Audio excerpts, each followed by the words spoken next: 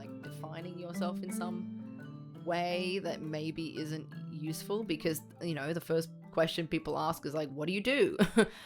You know, that's not weird. That's like a normal welcome to the rest of humanity type of a thing.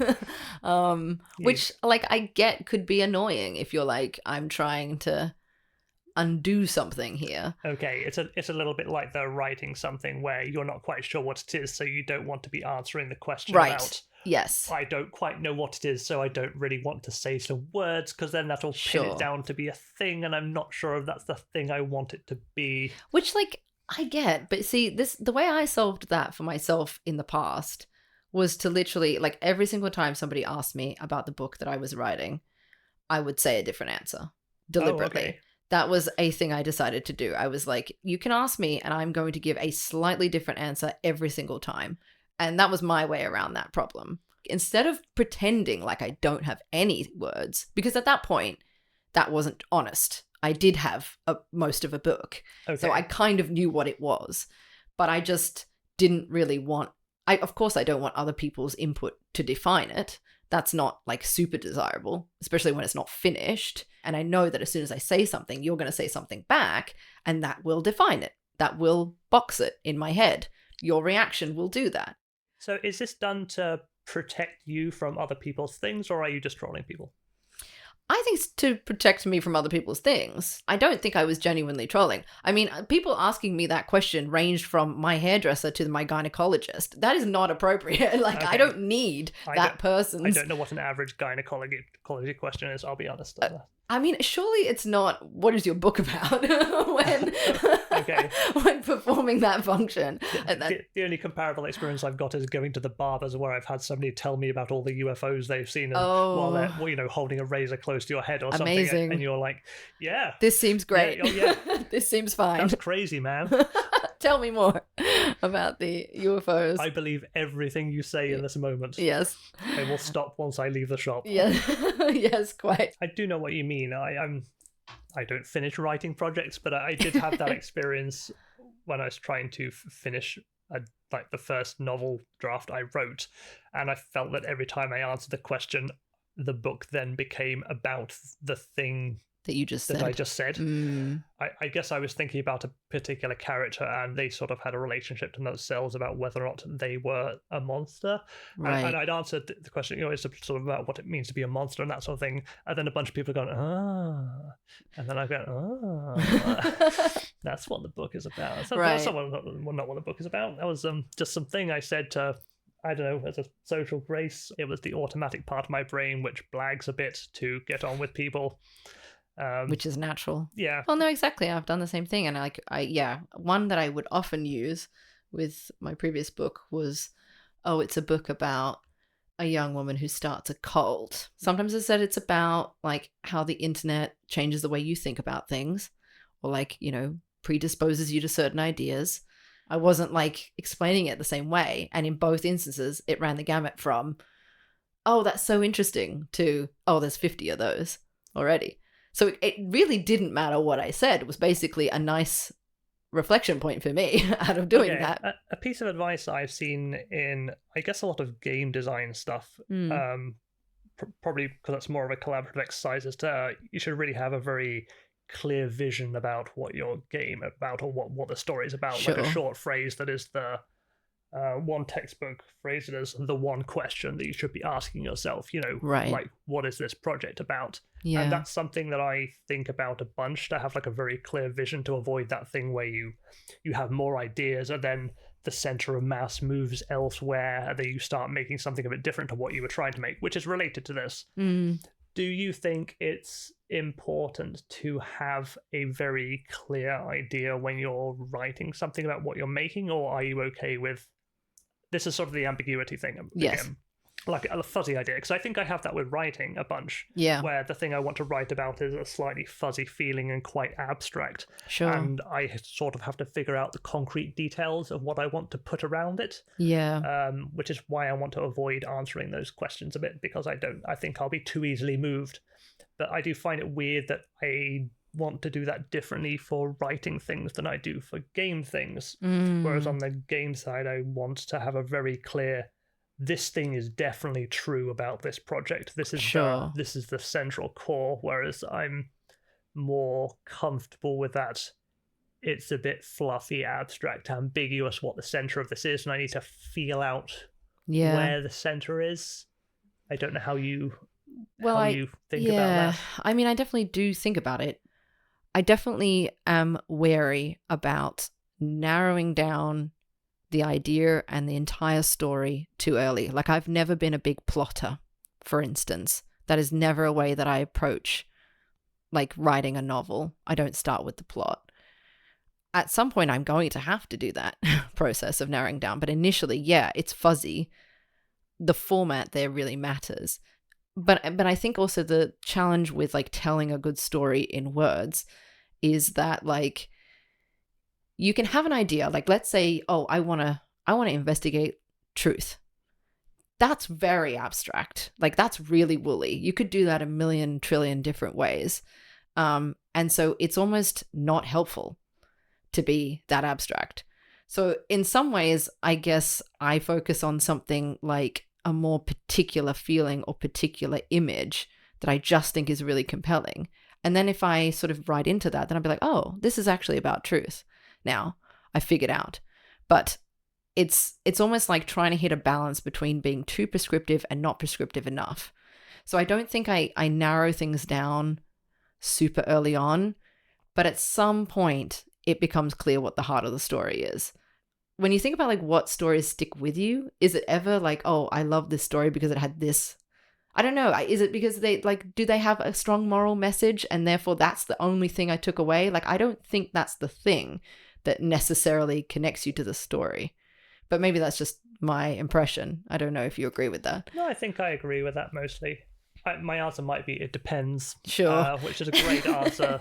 Very applicable in all situations. Yeah. Yes, you could say that to anything. Well, But, can you? It depends. It depends. It depends. But I think there's something there about, like, what does it mean to tell a successful story? And, like, yeah, how are you going to define what the central, like, key component to that is? And should you really? Like, is that actually helpful in terms of making something new? I do think the ambiguity is nice when writing things or Yeah. trying to figure out what the idea is, because I also have, like you said, the way you would have to investigate something. Yeah. And I think I often have a woolly idea in my head around there's a thing there, Yes. but I'm not quite sure where the thing is. Yep. And I need to figure out what it is exactly. So the ambiguity is helpful there because I don't know what it is until I've made some stuff. Yep. And there's just a intuitive feeling about this is something in that area, and eventually I'll write something or make something that'll be close to it, and I'll be able to say, I didn't know what I wanted to make, but that thing's That seems close. correct. Yeah. That's correct, or that's wrong. I like to do that's wrong as a tool as well. Just, it's often easier to identify that something isn't right. That's true. Obviously, there's a lot of things which aren't right. In fact, most things aren't right. Most things are wrong. Unfortunately, yes. Yeah. But that is helpful, and I think that comes up with you get these things in or quotes from a few authors. There's a Joan Didion one, I think, at the start of one of the books. There's something about, like, I hate starting a thing because as soon as you've written down the first word, oh, I know the one you mean. Yes, it pins it down or something. And there's the start of, what's it called? Italo Calvino, If on a Winter's Night a Traveller. Oh boy, yes. The start of that book is exactly this, where he's literally talking to you and saying, yeah, I've written this line, now you're thinking about this, but you don't know these things. Exactly. Incredibly pretentious and gets away with it. Yeah. I love it. Yeah. I'd forgotten how much I love it, then I was rereading it for something and I think, so bastard. So satisfying. How clever you are. I mean, I hate definitely how clever you are. Yeah. I think one thing that comes to mind here for me is, like, this piece of advice that I got from a writing teacher one time. And I don't know if they were quoting someone on this, probably, but just that, like, the writer's job is not to answer questions. It is to ask questions. And so I think that is exactly what you're doing in the process. there's a reason why people remember certain writers more or less fondly. And like, again, another example that comes to mind here is like Ayn Rand, who was really not trying to pretend that she was asking questions. She was like, here is how the world should work. Like, I don't really give a crap what you feel is like the right or wrong way. I'm telling you that this is the correct moral system. Yep. And I'm just going to chuck some characters on top of that and like pretend. It comes across in her writing. Right, exactly. I'm just going to pretend that there's nuance here, but there's not. It is black and white, and here are the answers. And like, that's a thing that definitely resonated with some people, but isn't seen as great by others because it's incredibly didactic and is just like, yeah, do not ask questions of this text. Basically, no questions for you. There is a chapter in Atlas Shrugged which is literally like you're 1,000 pages into the book, and then a man starts giving you a lecture about what the book has been heavy-handedly telling you for a while. Yikes. It's difficult to get through. I don't think I did. I think I've read all of it but that chapter because I was like, how long is this? Yeah. Oof, let's skip ahead. Get me out of here. This is already quite a long book. I think I got the gist right at this point. Well, it's like, because we recently read The Bee Sting, and there is a moment in that book by Paul Murray where we think, I guess, or we have discussed before, that it kind of feels like it's Paul Murray talking to you, possibly, and giving you like his view on climate and what the issues are with like climate activism. I didn't feel that super strongly on first read, but on reflection was kind of like, yeah, you're not wrong. It's just his speech, like kind of put into this character's moment. The character is literally giving a lecture from memory. Or giving a debate, rather. And so you're like, okay, yeah, is this... I mean, the character is largely a placeholder. They're not really super well defined. They're just like an outline of a person in order to deliver something, really. Like, yeah, a point of view, basically. And then the book moves on and is much more ambiguous as a whole. Like, it really does lean into ambiguity as a whole text. It's just that one moment. Maybe that's why that one moment really stands out. I think to me that didn't particularly stand out. It was one of those books where once we talked about it, a lot of people pointed out these obvious themes in it, and I thought, weren't obvious. That makes sense. It didn't occur to me at all in the giant book that I just read, but you're not wrong. Yeah. But I think one of the reasons that book is a little ambiguous, or maybe it didn't stand out to me, is because it was about so many different things. So yeah, sure. Whilst it was a person giving a lecture to you as a reader, it was climate change wasn't one of the things that I really felt the book was about. Like, it clearly was about that. It had a lot of that in, but it was also had a bunch of other things in that it was about. So I think my brain was focusing on the other things rather than that. So it didn't feel like it was the summation of something it had been telling me subtly for the whole book, and then decided to say, did you get it? Yeah. No, I agree. Just the summary. I want to tell you what the message is. Yeah, here's the message. I mean, no, I agree with you. I don't know if I necessarily read anything. Like, if I think about myself as a person who engages with texts of whatever sort, I don't think I'm ever looking that hard for the authorial intent in it. Like, I just don't think that's how I read stuff, if I'm honest. And I just don't think I'm like, oh, what was your point? What was the point of you writing this or making this movie? Like, I just don't think that's what I'm looking for. Honestly, I'm just like, give me the vibes and I will like figure out what I take from this, which is why I struggle often with things that are super, super like genre adherent a lot of the time, because it's like, here is the purpose of this text is quite overt because it has to adhere to genre conventions. Otherwise it wouldn't be that genre, right? And so I think that's why I gravitate towards things that are a bit more maybe nebulous, or I'm quite comfortable with the ambiguity factor in a text of whatever form, because I'm never like, please give me your opinion of the world. I would like to know that. That's not really what I'm reading for or watching for most of the time. I don't know. How about you? I think my brain just turns off when I read or watch things. Right. A lot of people are thinking ahead to what might happen. Right. You're just like, nope. Oh, we're seeing this, so I bet that's going to happen later on. My brain is the thing. Yep. I like to get immersed, and I don't really think about it and just get pushed along with whatever flow the book or film is taking me along, Mm. which I quite like. I don't do a lot of analyzing something whilst I'm reading it generally. Sure. I think I actually find that hard to do. One of the reasons book club is nice, I think, is because other people think more than I do. I am dumb. No, you're not. But it's more that I think it's more that thing of like, I'm just not looking for the symbolism that hard. No. If it occurs to me, it's like, oh, okay, cool, sweet. Another layer of understanding has been unlocked, but I'm not like deep diving for that necessarily. I definitely think it is interesting. And when I think about like, I studied art history, for instance. A whole big part of that is you look at like Renaissance paintings and you're like, well, if you ever see St. Peter, he's going to wear blue with it yellow and it's always going to be the exact same pose. And, there were symbols that were just like very, and that was like really interesting because it was like learning a language. But I just don't think that I go then looking at like paintings generally looking for that language again. I'm just like, what does this do for me? If anything, I don't know. Maybe that's dumb. I mean, I don't sure. even know the languages. There's definitely, I think there's value to knowing that stuff though, because Yeah. there's often a lot of references to things that That's you do not pick up. So I was trying to think of examples from this from ages ago. I think I read, what's it called? The Unbearable Lightness of Being, which I can't remember much of at this point because it was years and years ago.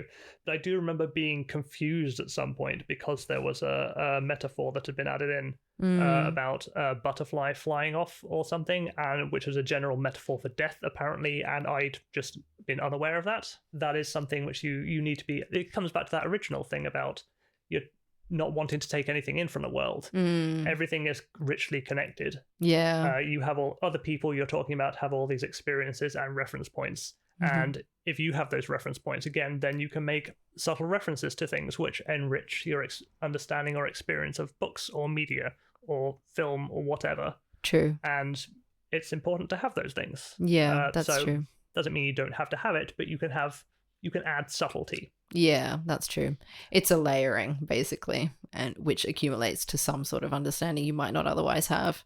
I just don't think, I don't think I want to be preached to, basically.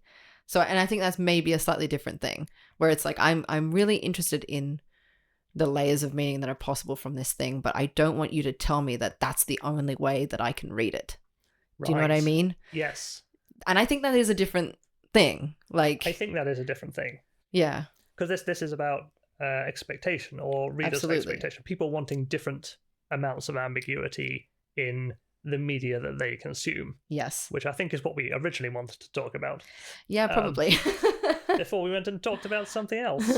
That is how it works. That's what you can expect from any conversation we have. Right, it's a collage. Yes. Collage indeed. Yeah, it's the good versus bad ambiguity kind of question, I think, which like is individual in some way, or like you have a different amount of that you can tolerate. Because the more like authorial something is, like some people love that. Like they really, really crave that.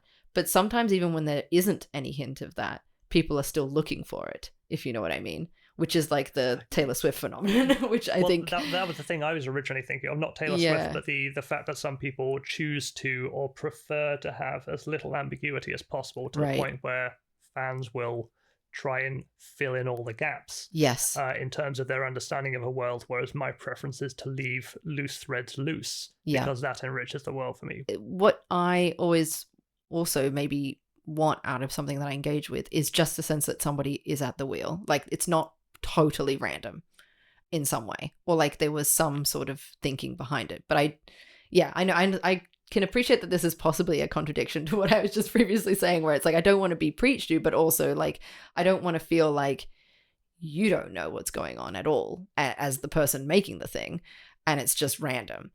Having said that, like I just think there's a good amount of ambiguity you put into stuff that you make. And like the audience then has like a higher or lower threshold for accepting that. Like for me, if things are open-ended, I agree with you. I'm super happy about that. But I don't feel like you just threw some shit at the canvas and were like, Okay. enjoy. Like, I think you put that ambiguity there deliberately. I'm going to assume the best out of.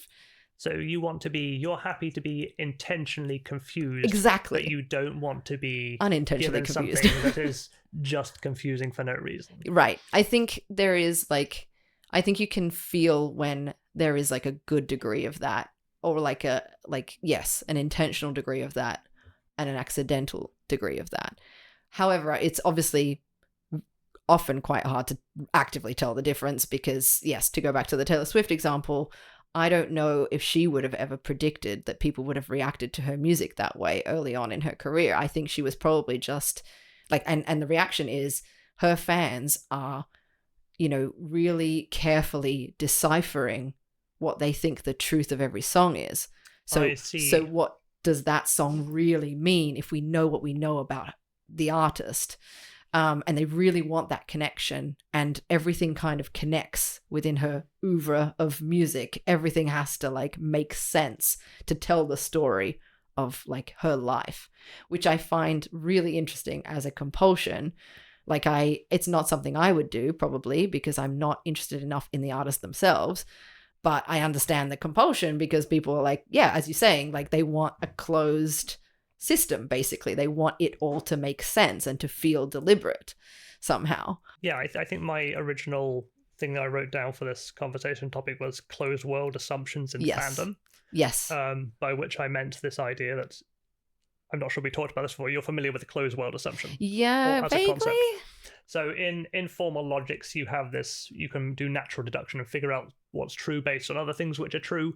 But if something's not explicitly specified to false, you can't assume that it's false. So, right. So in order to make reasonable assumptions about things, you have to have what's called a closed world assumption, where you say, if it's not explicitly provable as true from certain axioms, then we assume it is false. Yeah. And then you can separate everything into being either true or false. Right. And this always felt to me to be similar to what certain fandoms who are like really into the things they were fans about would do, where they pick across every detail, and if it's not explicitly mentioned in a text, then it is assumed to be not the case. Right. So it's never assumed to be, oh, there's another character here that all these people have interacted with. But if they don't appear in any text, then they don't exist. Yeah. So Star Wars always came up as like a particular example of this, where people would read into it. They like to theorize, they like to do lore expansion about things, but everything has to be linked to an existing event. For example, that's why I would enjoy something a bit more like The Mandalorian versus Jedi everything. Because if I like the original Star Wars, the Jedi are there's like four. Right. There's four people that have some like weird idiosyncrasy that they like laser swords and religion, and it's mostly not about that. Yeah. But then everything else is kind of about that, and people want to latch onto it and know everything about this culture. And I mainly find it interesting because the people that do this really love the things that they're talking about. Right. But to them, it enriches their experience of the media. Yeah. But to me, it diminishes it. I tend to agree with always, you. But like that's just interesting that as two different sort of readers, like the same activity improves something or makes it worse to different groups of people. Absolutely. That's what I found interesting. Yes, I totally agree with you. I think that is really interesting because, yes, I would agree that I almost want to know that there's a pleasing amount that I would like to know. Really have a problem with how much we maybe read into an artist's life to explain their work. Like, I think that can be interesting, but I don't necessarily want to know all of the biographical details of that person in order to understand the thing they've made, for instance. And I think that has swings and roundabouts. Like, it would make sense to put something in context if you understand some of the things that person's grappling with, for instance. However, that also closes down the possible number of meanings you might make from engaging with their work or with that world. If I listen to a Taylor Swift song, I'm not really reading into her life because I'm not so interested in it. As in, I just don't think that's what has made her successful. I think the whole point is that anyone can listen to her songs and perhaps relate to them, and that's what makes something successful en masse to some extent. Yeah, the ambiguity is because good. It's more relatable. It's not exactly because there's things which are uncertain. It can apply to more people. To many, yep. And also, ambiguity is often put in things intentionally, which Right. I think is one of the reasons it grinds on me a bit when people want to resolve the ambiguity. Yeah. Because the ambiguity itself was put there intentionally to make something feel open. Yes. Like, you get very explicit examples of that, like the end of Inception or something. Right. Which to me is like a very clear example of Yeah, this topic, perfect example. where it's the film cuts, you have the spinning top, which spinning, it wobbles a bit, it goes on a bit too long, and then it hard cuts just in the middle of a wobble. Yes. Which is done there intentionally to make it clear that you don't know. Yes. And not knowing is really central to the character. Yeah. And that's what the story was about. It's about him looking away from it and not knowing. But a lot of people want to know, okay, but did it fall? Like, which one? Yeah, which one yeah. happened? Well, yes, and another example of that, which I always find really interesting, is The Sopranos, which... Okay, so I think The Sopranos ending is like a great example of where it's not as ambiguous, in my view, as Inception, but people did really react badly to it because it was such a long series. It was so beloved. It's like, what the hell's the ending? Like, Right. you know, and so I understand that. I personally felt like I understood the ending enough. Like, it actually wasn't that ambiguous, but even that wasn't clear enough for some people, which is really interesting because I found it totally satisfying. I was like, I don't know how else you would have ended that show. And again, it is like a hard cut. They're in a diner, they're having a conversation, and there is a very hard cut right in the middle of stuff that's happening, and it just goes to black. Okay. And that's the end. I think because you see that entire series from the character's perspective, the sort of protagonist's perspective, and I think it is a very close to him perspective for a lot of the time, I think that says that he's dead at the end. Spoiler alert. I think you're allowed to spoil. I think you're allowed to spoil something that's like that old. I think the ending of The Sopranos was the first thing I knew about The Sopranos. Yeah, right. Yeah, which is fair enough. I mean, I madly consumed it whilst finishing my architecture degree. So when I was doing all-nighters, I just like binged the entire thing. And like, I found that actually very satisfying because it's his story. And if he has been shot and killed, there is no more story. Like, that's it. That's the end of that. But I think people were like, no, but I want to understand, like, how did the family resolve? What was going... It's like, well, I'm sorry, but that's it. Like, that's the key character. So I did not find that super ambiguous. But I was also happy that all those other threads were just left open because that is how life works. You wouldn't get those things if you had your own family and you were suddenly killed. You don't know what happened to them, and that's basically the experience you're watching in that show, which I was like, I think that was good, well done. But I understand other people were just like mad about it. I think this is also true for Neon Genesis Evangelion. Oh god.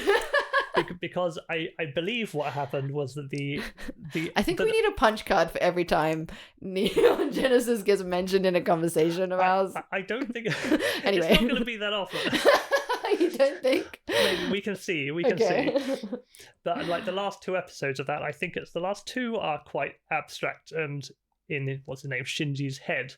But I believe that pissed off so many people that it funded a feature film.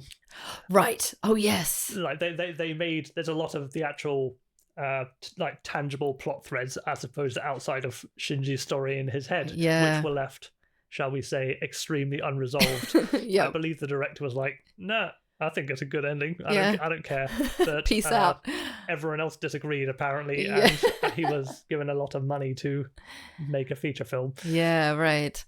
Yeah. Well, see, that's interesting. That kind of brings up another thing about like who gets to meddle in a story, you know, because I think like endings do get changed. That is a thing that happens a lot with particularly movies, right? Where they will test a film with an audience and be like, oh, well, we better change that ending because we don't like it. Yeah, the one that always comes to mind for me is Promising Young Woman, which was Emerald Fennell's first film, which I really liked.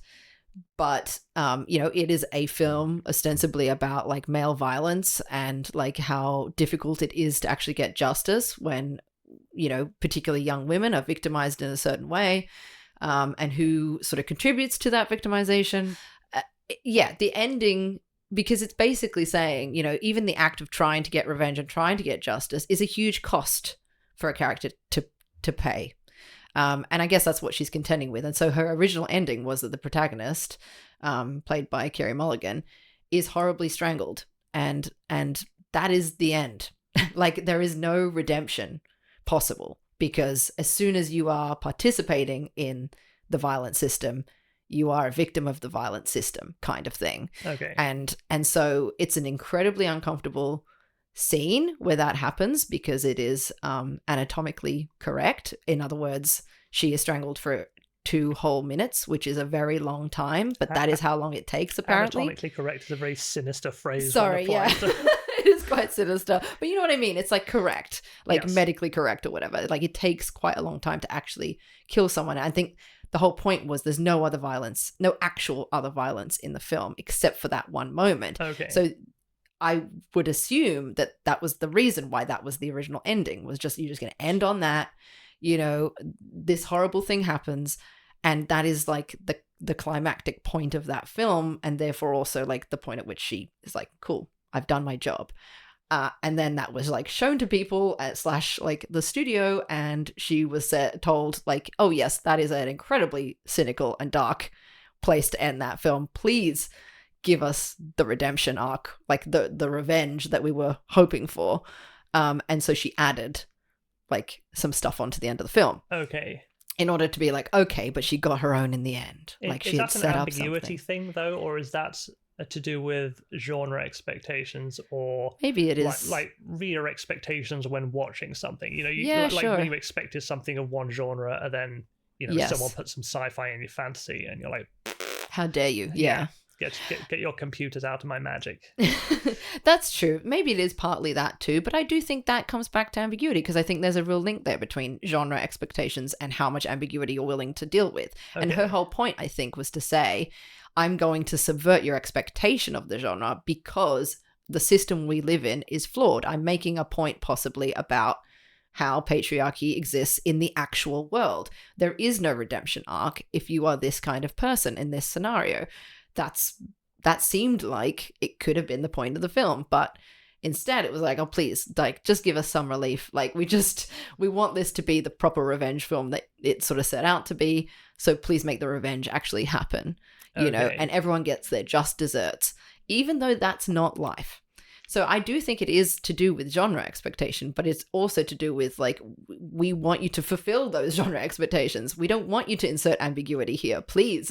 Like, this is the thing we came for, rather than whatever you thought you were doing. Do you think that's the more popular opinion, though? Because in terms of what people prefer, that more people prefer to have clear, unambiguous endings in particular versus the unambiguous ones. Because the example I think of is I Am Legend. Right. Where the whole point of it, I've not read the book. I don't think I've managed to watch the whole film. No, I went back and watched the original ending of the film. Yeah. Which I believe is now accepted as the official ending. Right. Because it was replaced with another one.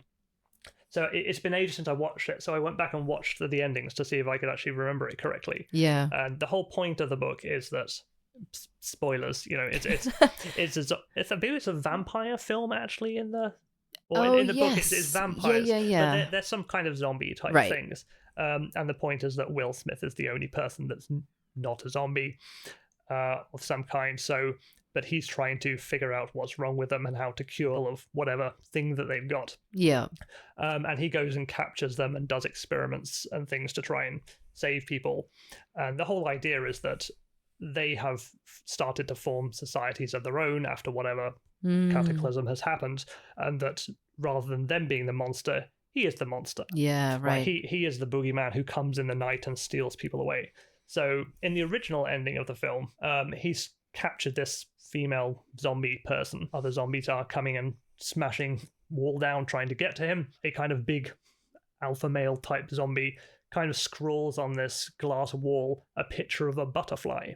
And the woman has a tattoo of a butterfly. And he's like, oh, you're trying to communicate with me. And he goes out and he just gives her back, because I think she's going to be the cure. Like, he figured out what's going to happen to these people. So he kind of gives this guy his wife back, basically. Right. And then some, like, that's the end of the film. In the cinematic ending of the film, they're smashing the wall down and he pulls out a grenade, and then he gives the cure to the woman and child he's with, and they go off and he heroically blows them all to hell. Great. And then they go to the thing and save humanity.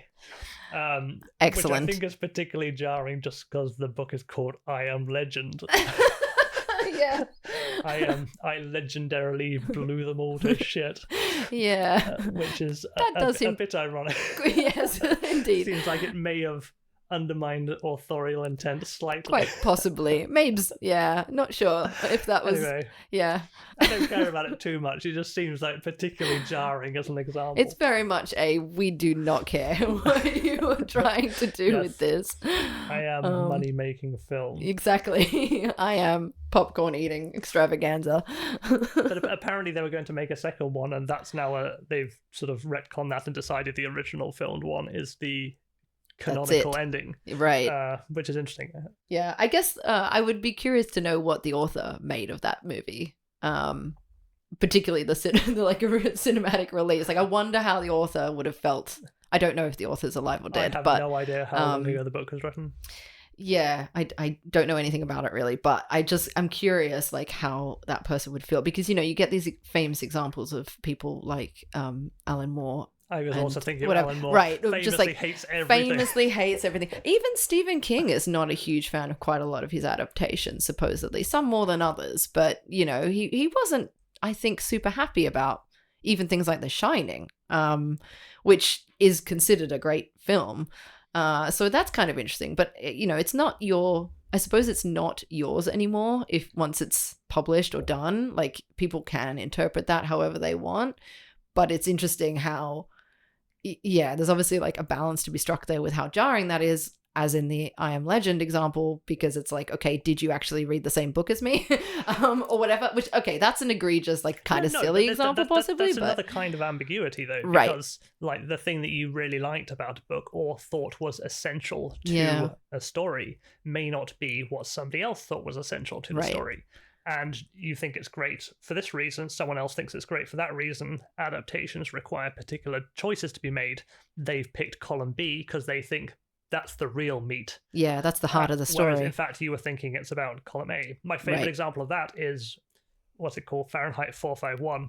Oh, yes. Is it that's a hilarious one. Where he thinks it's about people looking at TV too much, I think. Watching TV too much. To the point where he sort of told some students off in the lecture, apparently, about that's not what the book is about, and then the students had stood up and said, no, you're wrong. That's hilarious. That's also like the Ian McEwan example. He know that one. Famously, so I think it was Atonement, but his son had to write like a year 10 English paper about atonement, and was just like, Dad, what's the book about, basically, and like wrote it, and his son got a C for the essay, and Ian McEwan cracked the shits, apparently. It was like, how dare you, it's my book and this is what it's about. And his English teacher was just like, no, I don't think so. Too Sorry, ambiguous, bro. friend. Yes, exactly. It's not yours anymore, Ian. Let it go. Genre convention, Ian McEwan. Yeah, for me, like, there are take the piss versions of that where and the example that comes to mind is the Gabriel Garcia Marquez example, which, like, he just recently had a book released and he's been dead for quite some time. This was a book that he basically said, I'd like you to destroy. I don't want it to be ever published. Okay. Because I'm not happy with it. It doesn't work. And his children were just like, that's nice, and auctioned it off and sold it. And it got published. So yeah, there was a very funny, like, quote from one of the children, apparently, which was like, oh, we did think about it for 3 seconds. Was it a betrayal to my parents and to my father's wishes? And we decided, yes, it was a betrayal, but that's what children are for. Oh, nice quote. Which was just like, okay. In other words, Thanks, Dad. We don't care. We're getting them bucks out of this publication. This happened to Kafka as well. Right. So I think the friend is called Max Brod. Kafka basically had him as the executor to his estate, or willed all his things to him with like an instruction that all of it be destroyed. Yeah. So this included, I think, the Metamorphosis, and the Trial, and the Castle, like the gosh. 3 big books. And his friend was like, "No, I'm going to edit and publish those." And now he's a very well-known person. Oh no, oh Kafka.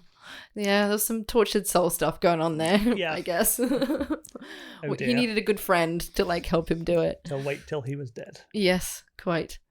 I have brought 2 references with me and looked at neither of them. Nice. I also have a little stack of references and have opened none of them.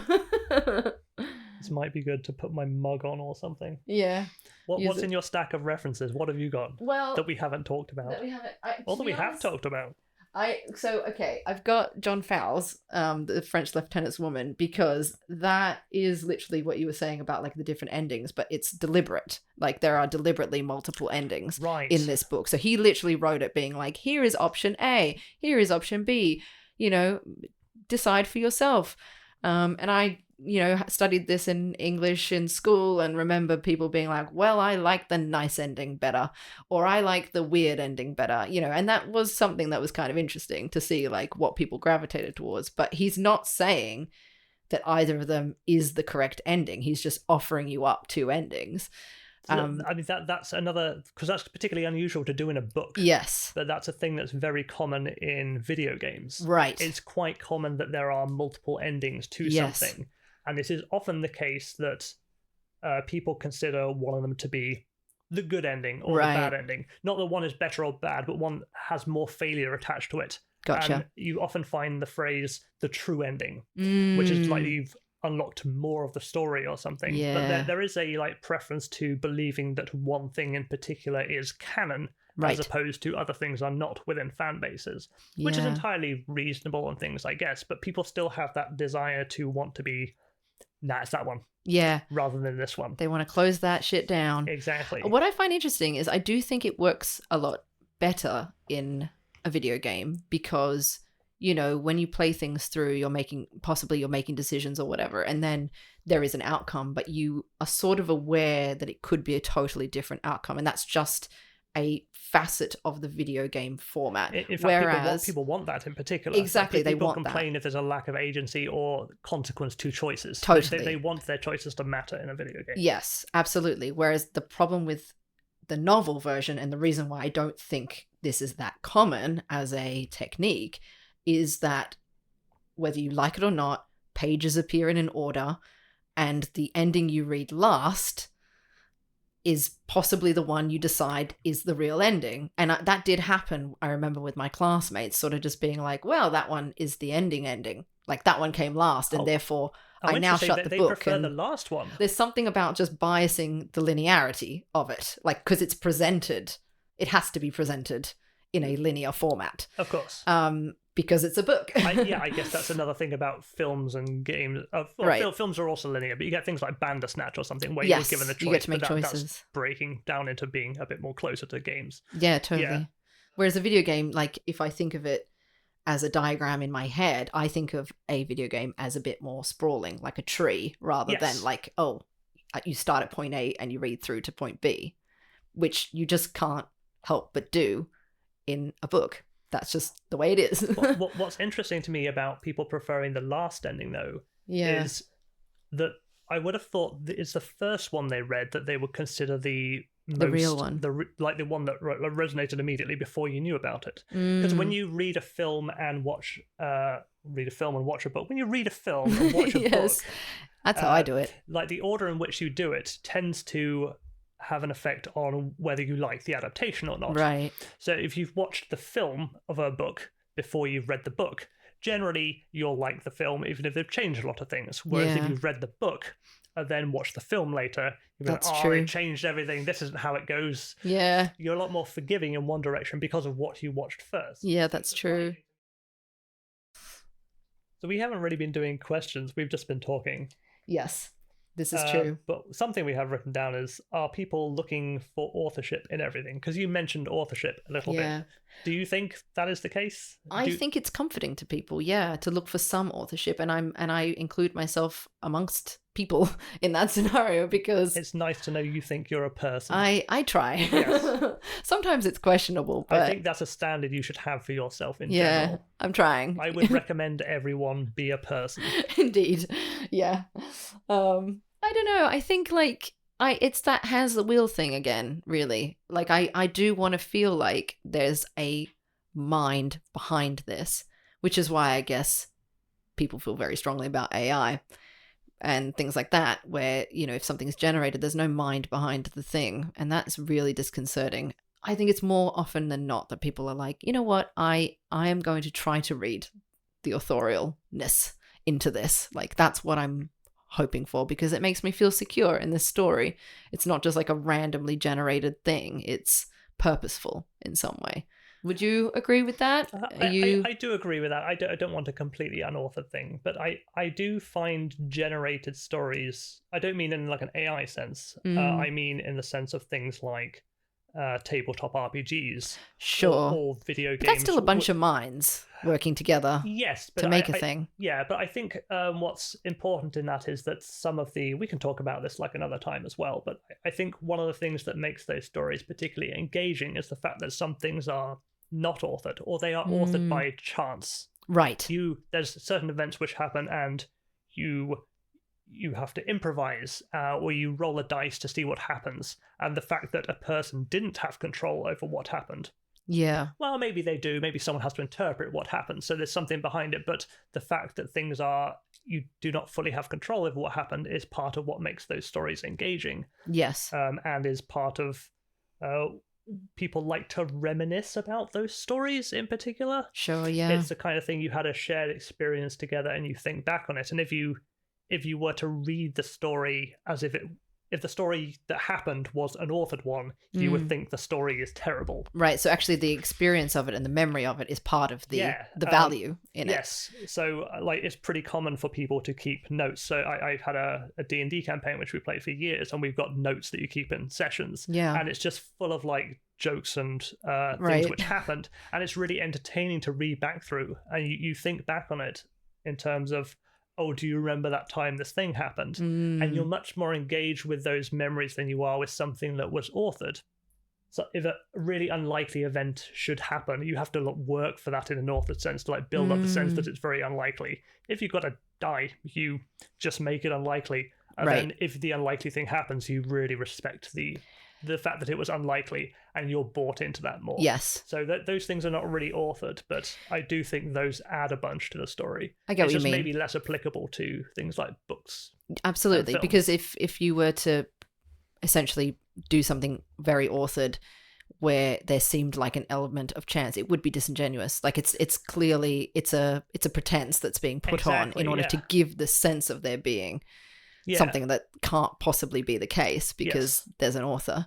And I think that's this isn't really the ambiguity, but I think the pretense idea is really the key part of it, is that everything in the authored thing is a pretense. Yes. And I think that's why it's strange to me why people want to dig into the details and read into every small detail of something, because it's like the Wizard of Oz. You deal into the detail and the magic is gone, that there's a man behind the curtain. Yeah, right. There's a curtain. The author put a curtain there to hide the edges. Yes. And they did that on purpose. And I don't want to see the curtain. I want to see the magic. Yes, absolutely. What else you got? What's in the book pile? Other than that, I've also got, so at the moment, I don't know who will win the Man Booker Prize this year, but one of the shortlisted I thought entries. You were going to say between us two. I didn't realize we were competing. Yes. Who's going to win in this conversation? I've only brought 2 books, so I'm not feeling. I think that means I win, because I've got. Okay. Well, if it's about number of books, yeah. Well, okay. So yes, it's. Sorry, you were saying something. Yes, the Man Booker shortlist. One of the books on that list is Stoneyard Devotional by Charlotte Wood, who's an Australian author. And yeah, I brought it because I was thinking about Yeah, ambiguity in the sense of what's actually ambiguous and what's not in the context of a novel. And she does this really interesting thing where basically the story is about like a woman who goes to kind of a strange retreat in the Australian bush that's like run by a bunch of nuns. But after like a pretty short time there, she's like, I've had enough of this crap. I'm leaving. Because it's, you know, pretty intense and middle of nowhere and whatever. And she's like, you know what? This is not what I need. I'm leaving.